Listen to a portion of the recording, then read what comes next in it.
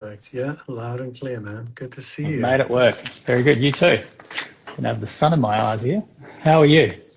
Yeah, I'm good, man. I'm in Brisbane right now. Got a nice little beautiful view. I've been staying in a minivan, as you obviously know, and Yeah. I got a hotel tonight. I'm dropping the van off tomorrow and picking up a different van and going on another little journey. So yeah, I got some Yeah, space beautiful. tonight and a beautiful Very good. place to take the call as well. So I'm excited, man. Amazing. Well done. Well done. Mm. Um, for those of you who don't know you, Saja, could you maybe just share a little bit about who Saja is to someone Yeah. who's never met you before? Um,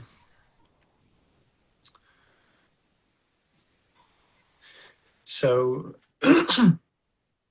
I've been actively sharing about unconditional happiness, unconditional love, and uh, what I would consider to be,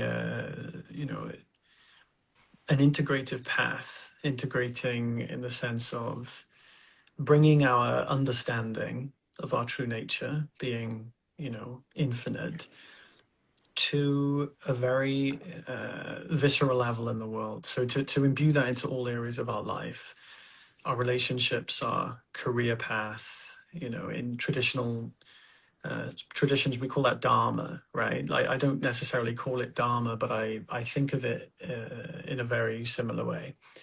And I've been doing that now for about 2.5 years, 2.5 to 3 years, like actively sharing.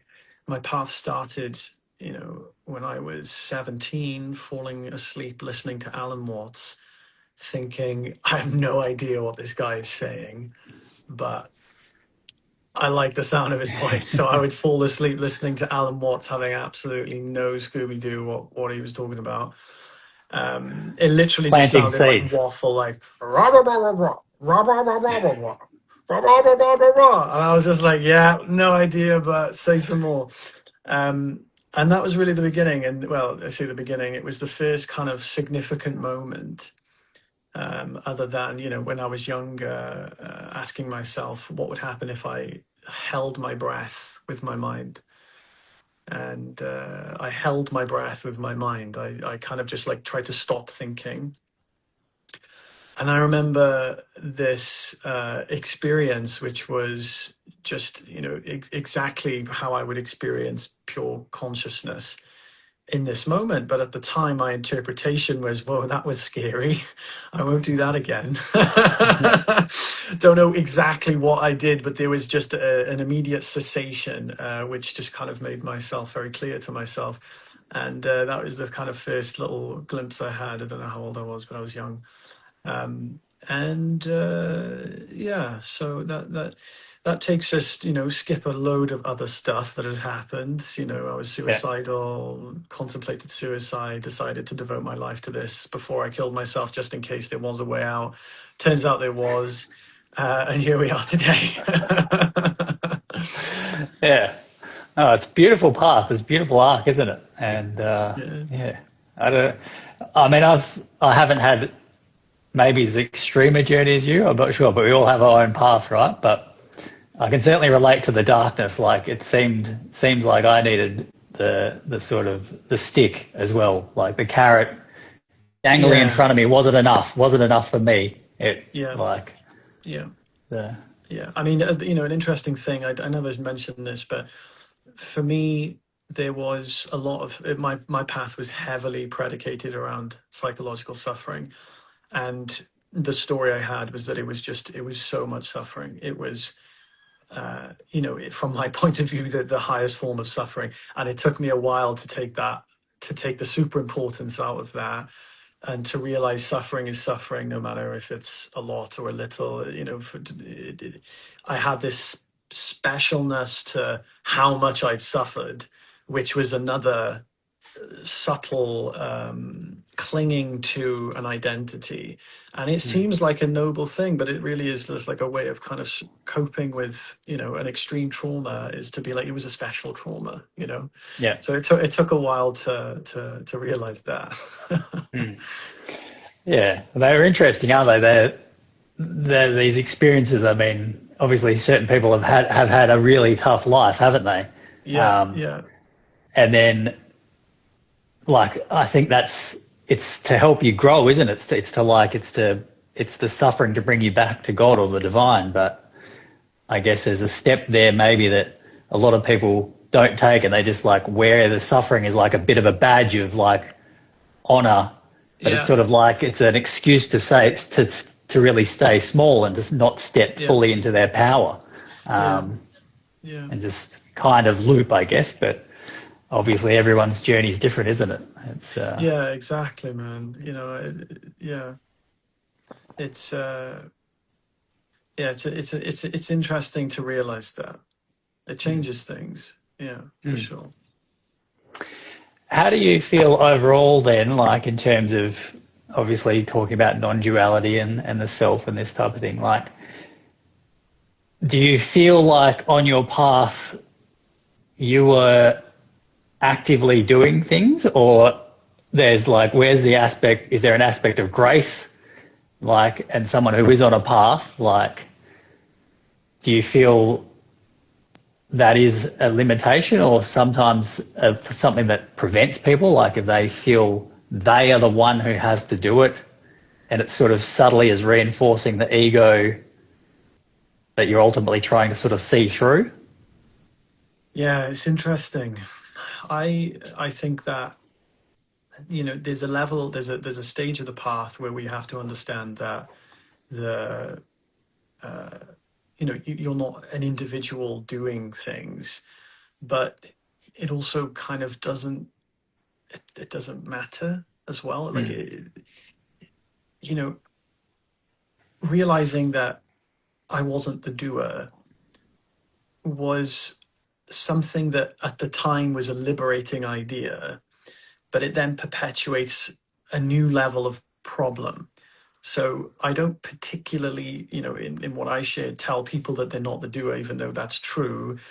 There's, in my view, there's not just a maturity of our own spiritual path, but there's a maturity of the teaching.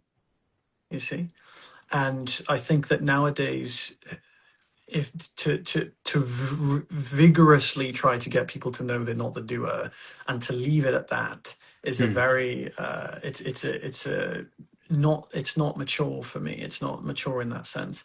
So I would say yes, we're not the doer of anything, but in reference to who, right? In reference to the separate self, no, there's absolutely no doer. But in reference to what we are, it's the only thing that does anything. The mm, only thing that gets done is by us. So, but then the question is, well, what part of us? So the way that I see it now, anyway, this is my point of view. There is an individual intelligence and our universal intelligence. They're the same intelligence, but it's just one of them is the intelligence that we don't consciously experience, and the other one is the intelligence we consciously experience. mm, And the path consists, the way that I see it now, is instead of necessarily saying you're not the doer, don't worry about doing things, what does one do with that? You see, there's still yeah. an element of responsibility.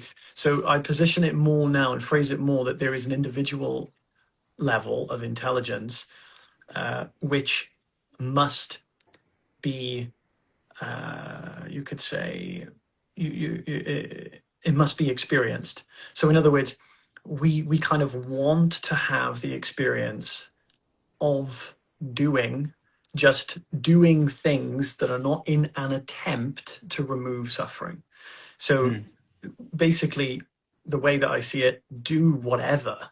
Just don't do it to remove your suffering. The doership, the problem with the doership concept is that it doesn't explicitly say you're not the doer, so don't do anything because doing things is perpetuating your suffering. No, doing things isn't perpetuating suffering. Doing things in order to remove suffering is perpetuating suffering, mm, you know? And that's a very key distinction in my view. mm. Yeah, I think they're kind of like they're pointers, aren't they, or they're teachings. But then when you hold that as the absolute truth, like I think that's where, like I've heard you Exactly. speak, like you've got to this. it's non-duality, but there's still duality, obviously. That's what we're experiencing. And if we just Exactly. try and hold the absolute in this reality, yeah, it just quickly goes pear-shaped, doesn't it? Like Yeah, it yeah, can, yeah. and then you end Exactly. up in the bypassing and all this type of thing that, yeah. Exactly. That's kind of what can create a lot of bypassing. And so, yeah, the way I frame it is radical self-honesty is the highest Mm, virtue, if you want, if you will. yeah. If there's any benefit of having any form of enlightening experience, it's that it makes you more self-honest, but it doesn't necessarily. Mm, That's the craziest thing about it. A yeah. lot of people think that they will have some kind of awakening, and that awakening will give them some form of benefit.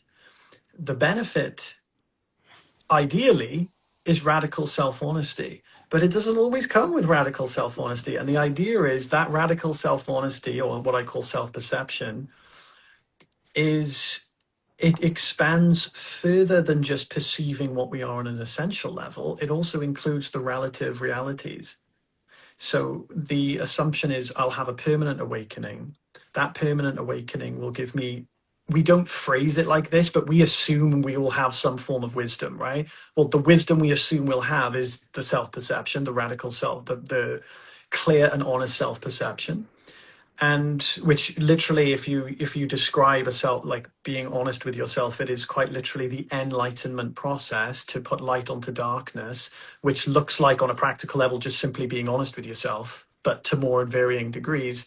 We think that we'll get that permanently, or that the things we have to be honest with ourselves about will disappear. So if we get jealous over our girlfriend's friends in work, or if we get jealous of whatever, we have these like preconditioned traumas. We think they'll either all evaporate, or I don't need to worry about them anymore. You see, Mm, and yeah. and that is the where the true bypassing comes, is from not necessarily our awakening, but our ideas of what that will be and how to relate to life again after that experience. But the point I'm making is that regardless of whether we've had an awakening experience or not, irrespective of anything, if the highest virtue of an awakening is self honesty, that's also required for awakening. So this is the kind of beauty of this golden thread, is the way that I think of it. What's required for awakening is also the thing the awakening enhances. So you've got to, it's like saying, the way I phrase it, I don't like using the word enlightenment, but I use it just for common parlance. It's like, uh, you have to have a quality of enlightenment before enlightenment, and after enlightenment it enhances the quality you already had before enlightenment. Do you see what I mean? So Mm, the way I reason I phrase it like that, it kind of dissolves the it turns the goal into something more human, something more practical, something less transcendent and more simple, that you don't need to have a special awakening in order to have. And depending on the degree of that self honesty, which it is very varying degrees, is parallel to how happy we will be. Because let's say you had maximum self honesty, but which you don't, it's like a thing you have to keep doing, right? Let's say, for argument's sake, you have whatever the highest capacity is. Well, that level of self honesty will pierce through all illusions in your conditioning, in your body, and in your mind, which means with the dissolution of an illusion is a revelation of something. And if you take that all the way, it's the revelation of what you are. So, mm, and with the revelation of what you are is the surrendering of the individual identity. And with the surrendering of the individual identity is freedom. And with freedom is happiness. And with happiness is the expression of happiness, which then, moves into integration into the world. So that's why I position this self-perception, this self-honesty, as the highest virtue, because it comes with the package of every other possible quality that is innate in the spiritual path. mm. And did you have to, this radical self-honesty or this self-honesty, is this something you, like, did you have that beforehand, let's say, before whatever we want to say, shifts or moves or these experiences, Yeah. how honest do you think you were with yourself before that? And then after these experiences, did you catch yourself, or again, a word that gets co opted a lot, but ego, I guess, or like we obviously have these experiences and then obviously the egos can co opt them and inflate and get bigger, can't they? It seems to be quite common. Yeah. And obviously, radical honesty with ourselves is, I guess, what can help ground that without it inflating into some grandiose version of the enlightened one, the enlightened, Yes. the Buddha. Yes. Yeah. How did you find that navigating all that? Did you have moments where you thought, I'm here and look at me and like, Absolutely. I or thought I was enlightened like 10 times. Like the the the thing is like what happens is there are glimpses along the path, and each glimpse is a touch of the diamond, but it's not the whole diamond, but it feels like the whole diamond. There's a talk with Adyashanti talking about the exact same thing. And when you touch the diamond, it feels like you are touching the whole thing, but you're not. And what I realized is I lived in a paradigm of questioning my own freedom. I lived in a paradigm where there was a possibility that I would even consider whether I was awake or not, which is a stage of the path where there is still doubt. And if there's still doubt, it means to some degree there's a belief. Beliefs are created on misinterpreted experiences. So the reason that we can have a vivid experience of reality and then somehow after doubt whether that was real, which doesn't make sense. If we had an experience of reality, we should still consider it to be real. If I went to the supermarket and bought an apple, I don't need to consider, did I buy the apple? Was that something real? You see what I mean? Like it happened. So what's yeah, crazy is somehow we have an actual experience of reality greater than just buying an apple and then still doubt ourselves after it. The question is, why? The reason why is because the apple is an example of coming from a story that we naturally accept, and we don't need to, no conditioning is going to prevent us from accepting that as a reality. However, when we have a spiritual awakening experience, the only thing we're left with is the memory of it. And that's not even the thing. The thing is not even the memory, right? That was just the phenomenal effect that the realization had. So we don't even remember the thing because we've misinterpreted it. And now the only thing we're left with is conditioning that says, but I am a limited, temporary, finite self, but I do live in planet Earth, but I am inside my body, but these are separate objects. Everything in experience conspires to convince us that everything is separate. It doesn't prove it, but it conspires to think that. And then we go, yeah, but I had this experience though that this isn't true. But then the body, the mind, which is still conditioned with this level of reality, says, but look, right now, it isn't true. So that's where the doubt comes in. That's how we can doubt an experience of reality, because it's based on a belief. And if it's based on a belief, there will always be doubt. So I was still operating in a mode where I hadn't yet fully seen the true realization, which I was having in those glimpses, which is that this is reality. This right now is reality. And you can't, no one can teach that to someone. You can't actually teach that. You can't give someone that experience no matter what meditations you do or what teacher you are. No one's going to touch, the classic idea that a guru is going to touch me on the head one day and give me something. And the thing that I talk about now wasn't even a moment. I don't remember a moment. All I know is that right now I'm experiencing reality, whatever that reality might be, and there's absolutely no doubt, you see? So at the time, I was still operating in this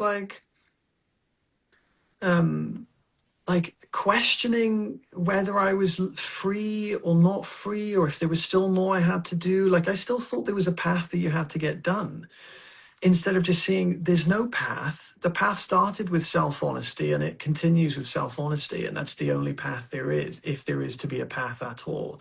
And now I don't take away the, I don't want to discredit doing other things, because guess what the other things will do? Any form of spiritual practice, teaching, whatever it might be, it gets you better at being more self-honest. Do you see what I mean? So then it becomes, well, my path is whatever is going to enhance my capacity to perceive myself honestly.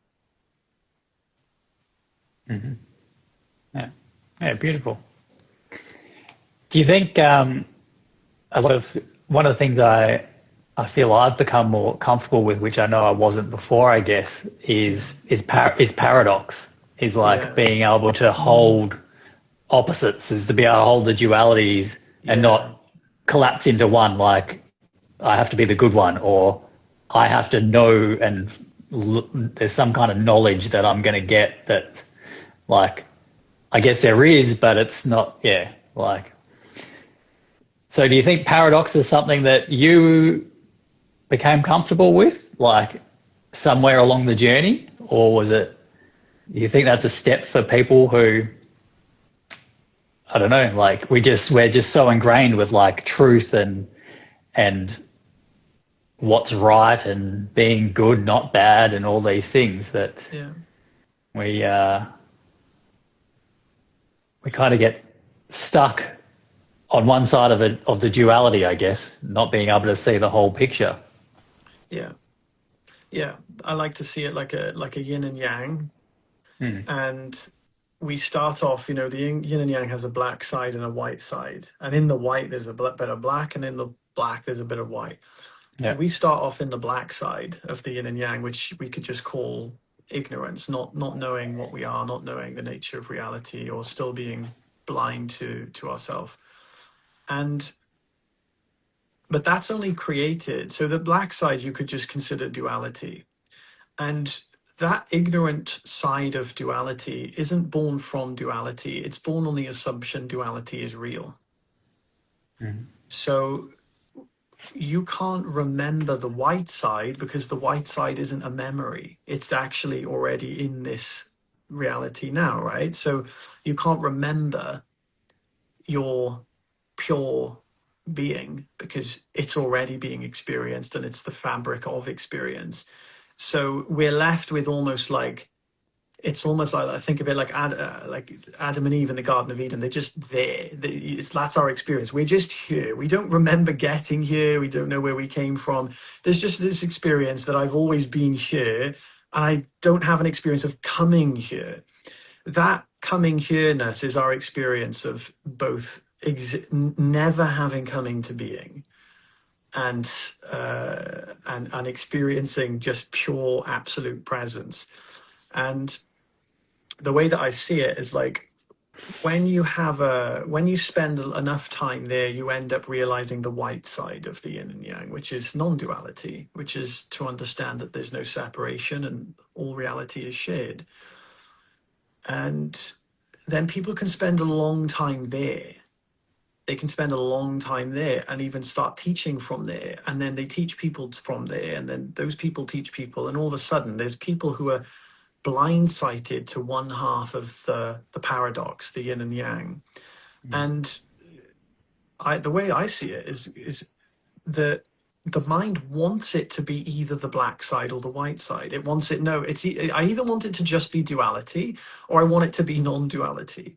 The mind doesn't, it just wants an absolute answer, you know? Mm. And like I had that same experience. I just wanted an absolute answer. Like, well, I thought it was non-duality, and I was having these experiences, and then I'm like, but why do I still have fingers? And like all of these, like, like, so it was it's a very mature thing to begin to surrender the mind's dependency on needing an absolute answer, and Mm. to know that there is absolutely no absolute answer, and that is the absolute answer. And then, we get comfortable, like you're saying, with paradoxes, with the paradox. And the Mm. paradox is that is a paradox that shouldn't be solved, yet it is solvable. So I Mm. call it a harmonox, a harmonious paradox, a paradox that shouldn't be solved, but is. Yeah. Yeah. Yeah. I think I'm still in the paradox side of things, but I'm happy with that. Like Yeah. being able to say, like, which I've heard you say, and I've said it myself, like, it's like I'm God, but like saying that is kind of a paradox, I guess, right, for most people, and most people, I guess, couldn't say that, period. Um, and obviously, you don't want to think you are God, but like it's sort of like, I guess, say it without thinking it or something like that, right? Like if you can't accept that possibility, uh, then there's that separation there still, which, Yeah, it's so interesting because it gets very, very subtle, the tendencies that we create. Because, what at one time seems like a spiritually mature thing, and it is a spiritually mature thing, we then have to leave behind. And mm, the goal is to be capable of, you could say, having greater realizations and realizing deeper truths without judging the old one.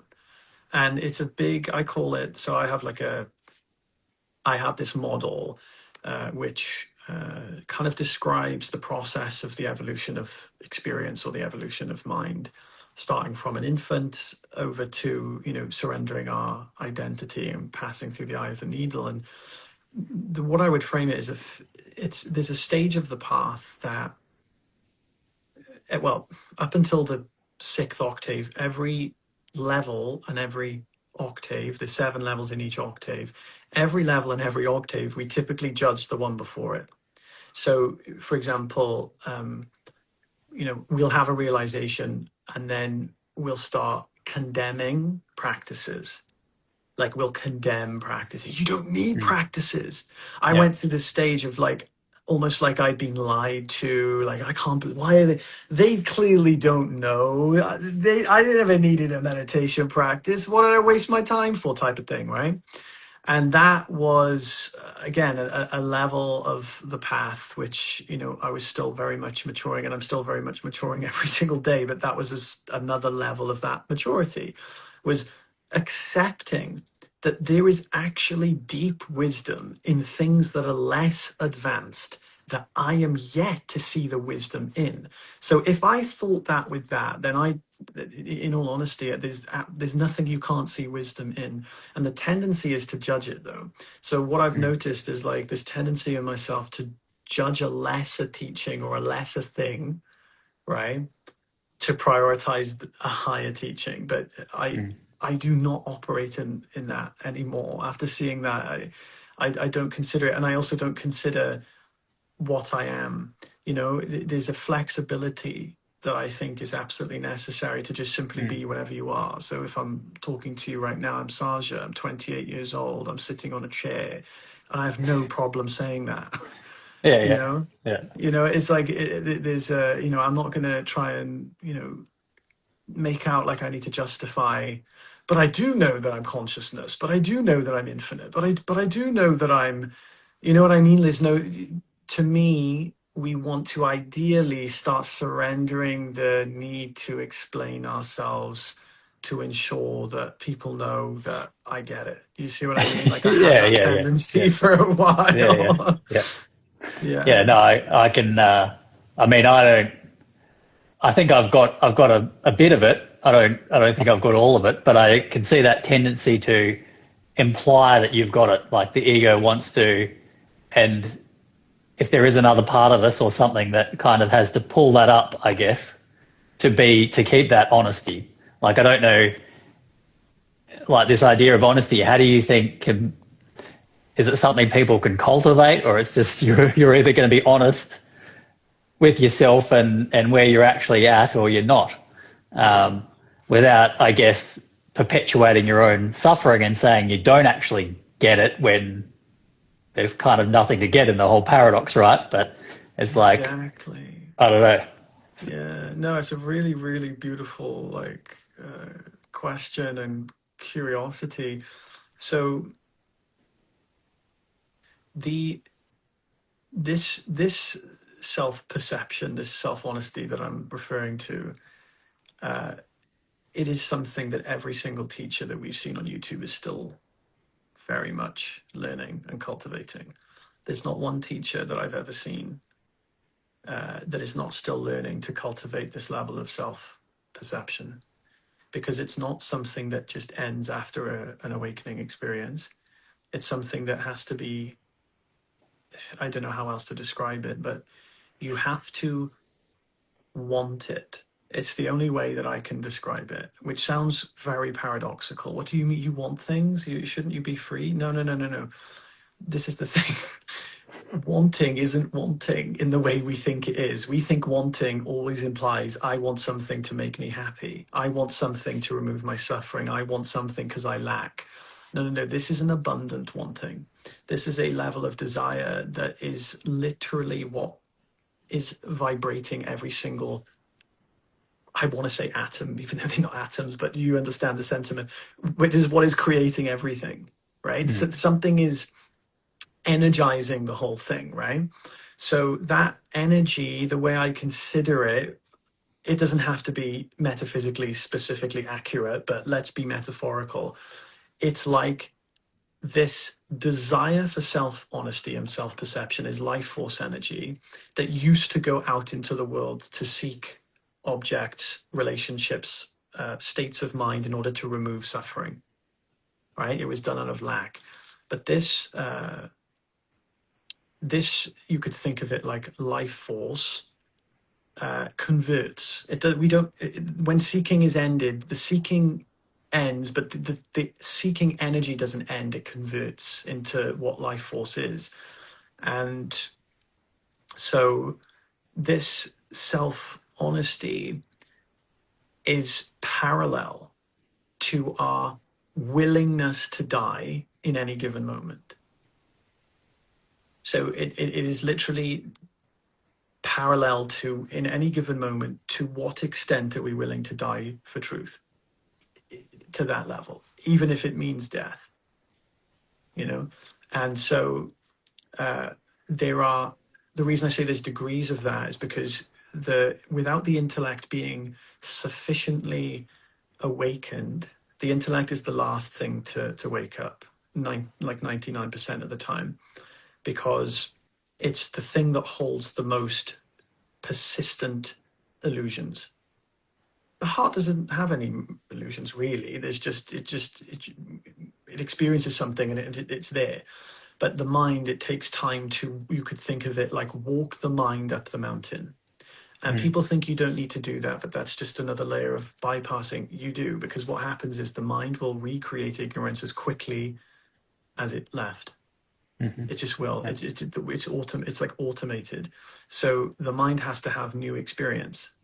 New experience requires understanding. Understanding requires to see. Seeing something requires us to desire to see it.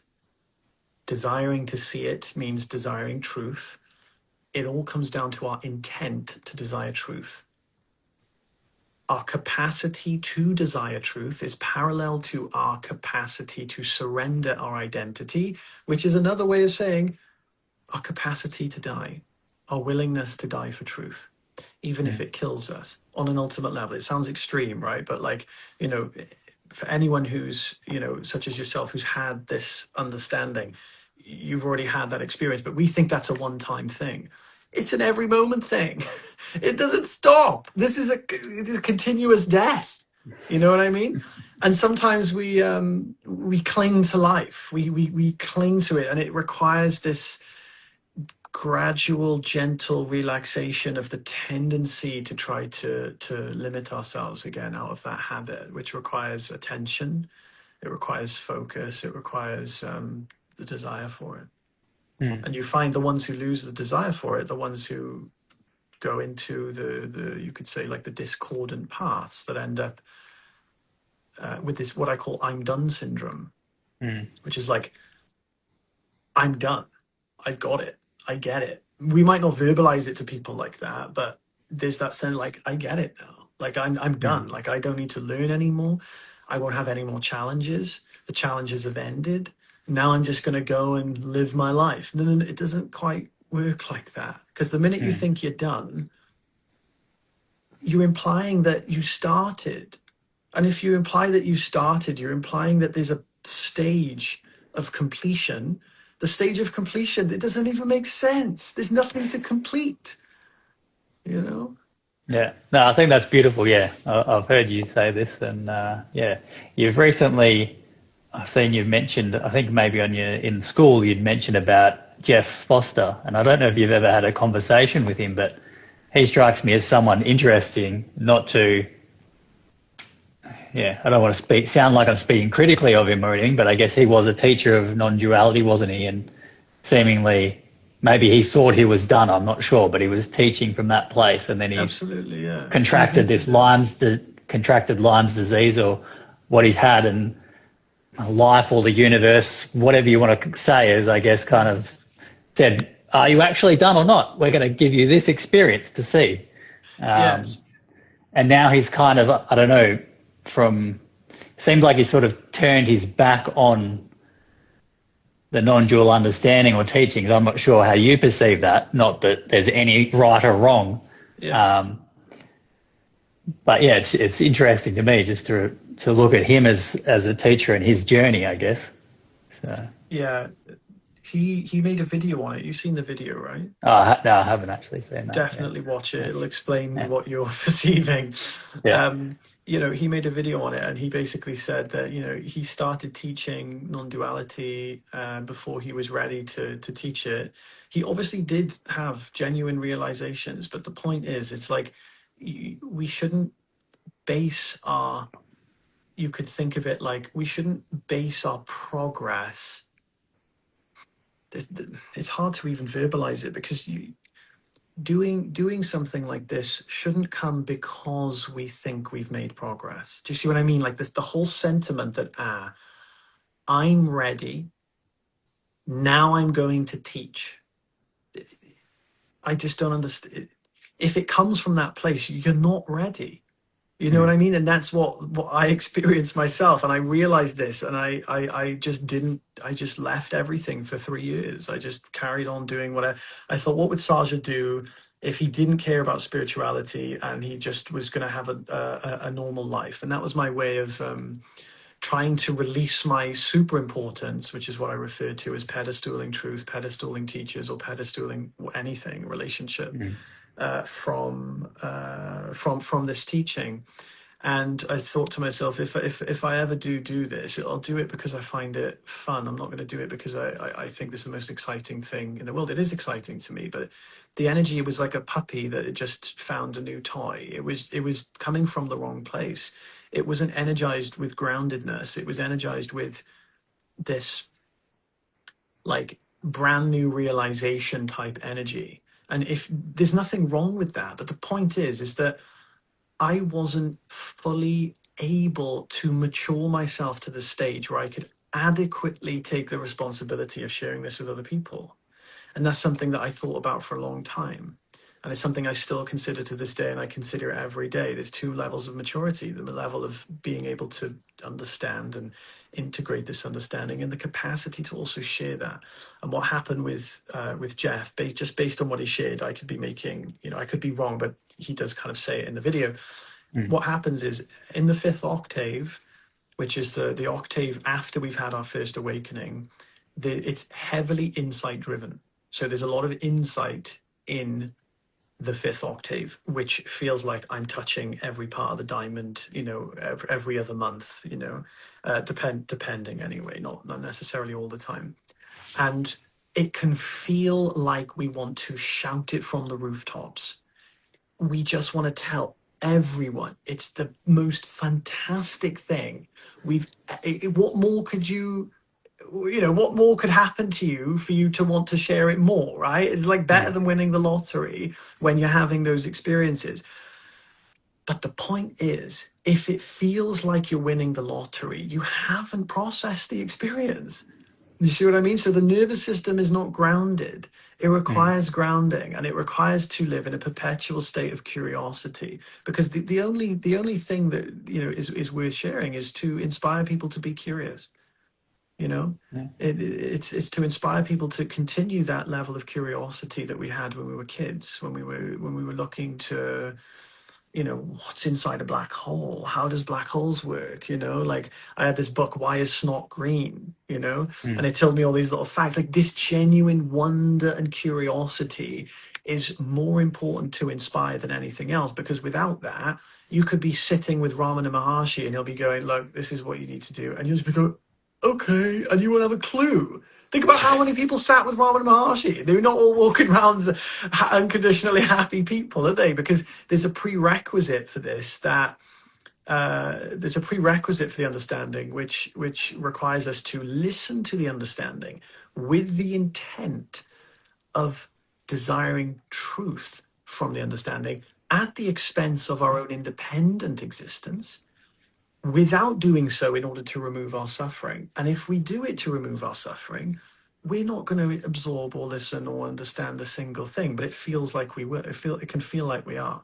So this is Mm. why people get stuck. So Jeff had that experience, started teaching very quickly, obviously built a following. Like there's a lot of channels, right? If when you make a YouTube channel and you're having new realizations, the algorithm works so much with inspiration.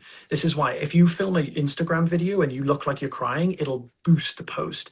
If you're Mm. super excited, if there's this kind of thing, algorithms work for that. So anytime anyone gets any new realizations, I recommend sharing it, because it's really, really powerful for getting it on YouTube.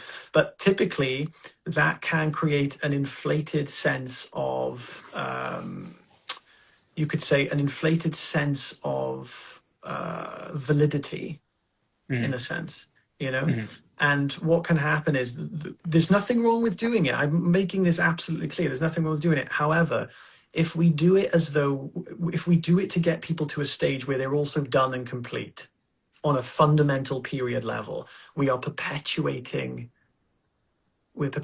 suffering. And it's a Mm. stark realization to come to, which is why Jeff made a video and came out the closet and was like, I actually have no idea. I did this way too soon. I did and then he goes, and everyone else is doing it too. He's like, I've been in all these calls and with all these teachers, and they're all doing the same thing. They're shouting at their wives. They're getting affairs. They're like, you know what I mean? Like he didn't say who, but he's like, look, trust me. I don't want to name people, but you know them. They're all Mm. doing the same things. And he's like, Mm. I'm shocked. And Mm. I've had conversations with people too, and I've seen the degrees of what Jeff was talking about. Again, I'm not going to name names, but it will be shocking to a lot of people. It really will, how human, people really, really are, and how Mm. important just simply coming back to this self-honesty Mm. really is. Yeah. Yeah. I think it's interesting, and I see that, I perceive that, I guess, and I don't like to get stuck in forums, but I mean, I guess you can see with so many teachers, there's scandals associated with them, isn't there? A Yeah, lot of them. yeah, Like, I yeah. mean, Romana might be one. There's who I don't think has any, I mean, mate, lived their he life as lived a he monk. lived in his underwear on a mountain. He didn't have much opportunity to No, to get around. he took it all. He took it all away. The temptation. He was like, "Do Maybe you know what? I don't want to have to deal with this shit. I'm just gonna stay up on the mountain." maybe if we planted him in the middle of Vegas, he might have had some trouble then. I Who would be knows? curious. Possibly, possibly. Yeah, Uh, yeah. On the other side of that, as I'm sharing, I guess, and it's interesting.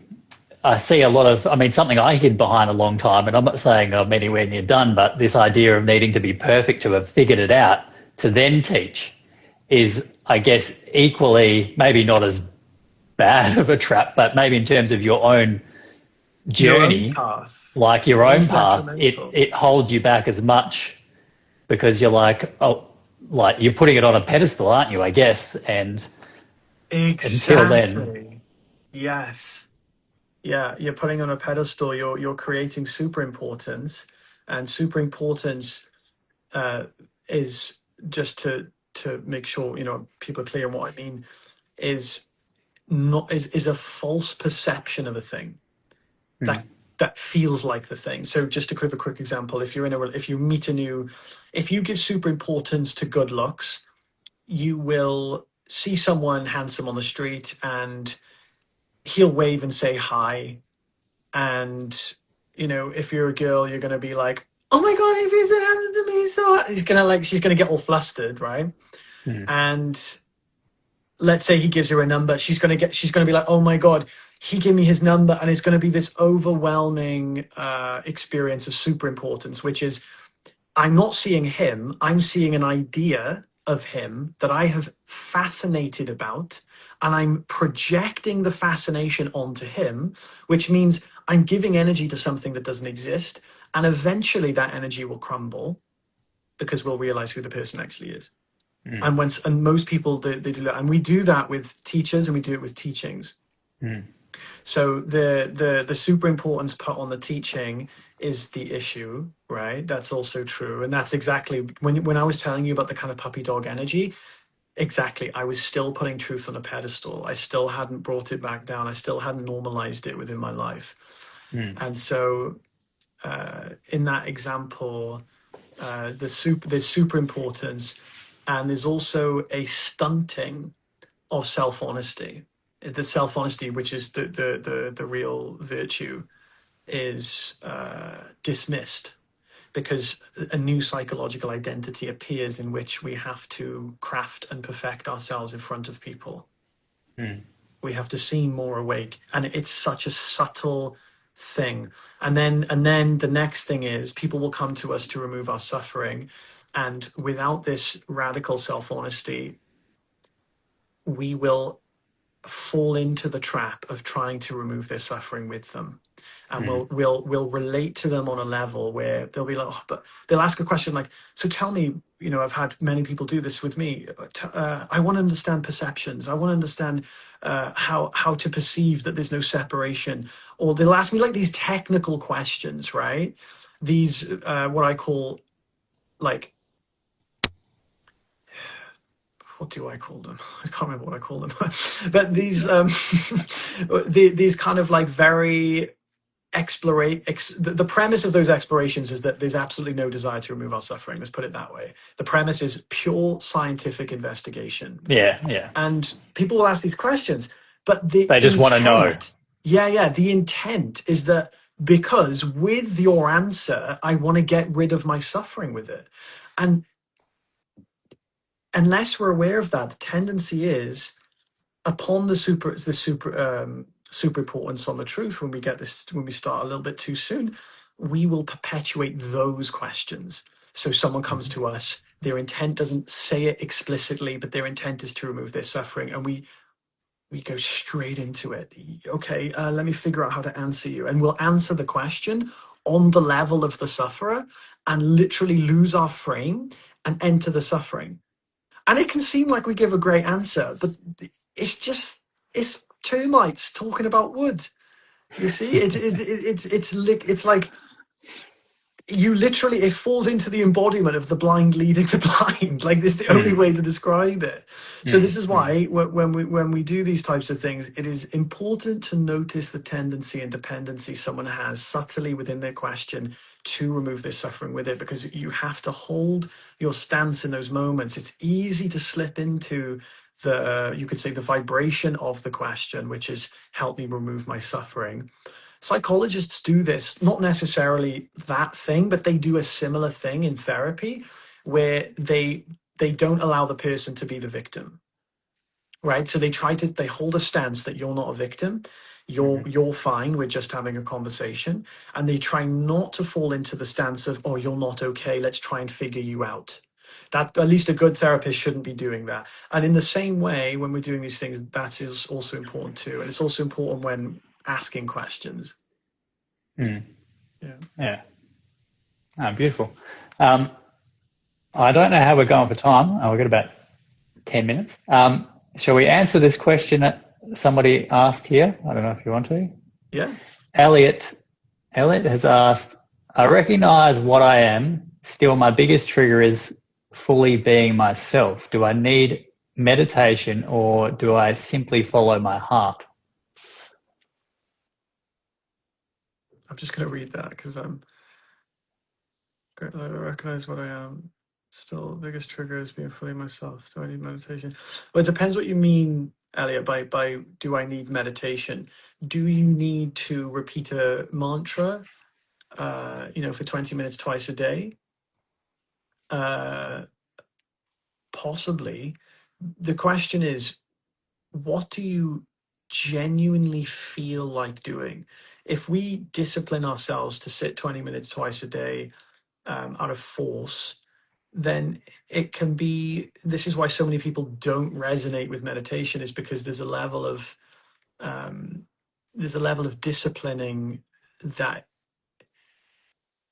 will perpetuate kind of issues. But if we can do that, and we generally want to, then we should do that. The question is, what do we want to do for fun? And it sounds like a silly thing to say, but it absolutely is pretty much the only way any spiritual practice is really going to have an effect, is if we're doing it for fun, if we're doing it because we genuinely enjoy it. If we do it because we want to remove our suffering with it, then that has to be addressed on that level. So then the question would be, if the biggest trigger is being yourself, that's a fear that yourself is going to be humiliated, judged, or be wrong, right? Being yourself sometimes can mean sharing your own wisdom, sharing your own thoughts.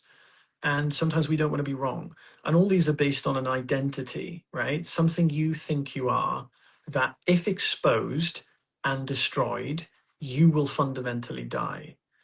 And in any case that happens, that's absolutely not true. Nothing, none of you, no part of you that can be judged, no part of you that can be humiliated, no part of you that can be ridiculed or claimed to be wrong can ever actually die. So the question is, what are you, and what is it that you want to actually express? And what does it really mean to be yourself? So they're the primary questions. Following your heart will be the consequence of asking those questions. And those questions will naturally bring you to seeing yourself with more honest self-perception, which really is the goal. So I would start with just mapping out all the thoughts and beliefs that you think will expose the one who fears being judged. And then I would recommend potentially inquiring into what even is that one that can be judged. Like, what part of you is that? Is it in your leg, your arm, your armpit, your head? Where is it, and what is it? And yeah, I would go in that direction. Yeah, beautiful. Do you think the if you want to maybe what have we got? We finish up in 5 minutes. This idea you call it going through the eye of the needle. So if I the way I'm perceiving this is the end of the path. We're not that we're saying there is an end, but Yeah. if that's like the final experience or whatever along this path. And I think I've seen others get to that point maybe, and the fear is palpable. I know, like, I guess if you look at Ramana's experience, maybe like he had that absolute fear of death and then just gave into it.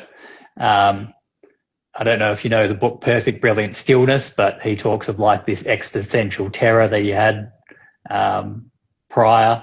Yeah. That idea, I think I've heard you refer to it in your videos as like ceasing to exist, like, and maybe what Nisargadatta would say is like prior to consciousness, even like even the concept of awareness or whatever we hold in our mind, just like that's complete and utter death of all of that. Is there any recommendations that you would offer to people if they get to this point of how to go through that, or you just either do and you don't, or you don't? It's just as simple as that. The advice that I had was, this is passing through the eye of the needle, and just let yourself die. You have to die anyway. There's going to be a point in your life where you will die, whether you believe it or not. There will be a time, whether now or later, where this body will die regardless. So that body will either die and you will die, or that body will either die and you won't die. But there will be some form of death. So I'm talking now from that point of view. So from that point of view, when there's a point where you feel this chronic fear of death, which I went through for years, and it was vigorous, and I couldn't leave my house for 8 months because I thought I was going to fall down the stairs. It was extreme. There was a time where I experienced that passing through the eye of the needle, and it was the time where I just let myself die. If it's going to kill me, then let it kill me. If it's going to happen one day anyway, well, why not let it be now? What am I running from? And that fear will keep pushing you to the point where it is probably, I mean, I was about to say something that sounds very controversial, but the fear was so bad that, I may as well have died anyway. Is my point. I don't want to sound suicidal, but it's like, you know what? I've been running from this for, technically all my life. I'm just going to let it kill me. And all of a sudden I didn't die. Mm. And then I laughed. I was like, well, I was running from that the whole time. Nothing happened. Yeah. And the fear just didn't come back. Maybe it will come back. Maybe it could, but it hasn't. It's been a while. So, yeah. Yeah, beautiful. Yeah. Yeah, well, I mean, that's a whole nother can of worms we could go into, isn't it? But I guess that's part of the human, I don't know, predicament sounds a strange thing to say, but this clenching to life, isn't it? It's like we're clinging, holding on. And I guess that is how things like suicide are maybe becoming more prevalent. Like, I guess they are kind of all openings, right? Like, there's something fundamentally wrong there with the way we're going through life, and that's perceived. But then, people don't talk about it enough, and then I can't open up, or I can't explore this, I can't share it, whatever's going on. They then do take their life. But it's I guess it's a fear or something we have to step into, isn't it? Or if it's coming up for us, to not just keep looping or taking that ultimate exit. Whatever happens then, who knows? I don't know. But there is actually a lot of bravery in that, isn't there? I mean, it's a complete paradox. There's complete hell for who you leave behind, but to actually take that step is also like, it is going through the eye of the needle as well, isn't it? Exactly. I think there's that story. I don't know if you've read Autobiography of a Yogi, right? But there's whoever he is, somebody climbs up and he finds Maya Baba who's the avatar, I think, and he's not meant to see him there, right? He's not meant to. They're up in the Himalayas where they're not meant to be able to be found, and some guy climbs all the way up there and manages to see him. He's like, well, I don't know if he says you can't see me, but basically he says, like, go away, and he's like, I'll kill myself then. And so he jumps off the mountain, and then he is realized afterwards not to suggest that to anyone. he comes back or something in the story, however this story is told. He comes back, and it's like, because he did take that leap, I guess. Symbolically, yes. He died for truth. He died for the truth. Yeah. Oh, beautiful. Thank you for your time, Saja. We should do this again, maybe. Thank you, everyone, for coming here. See Emil here. Thank you, Alec, for the question. Yeah. It's been a pleasure, man. Thank you for the conversation.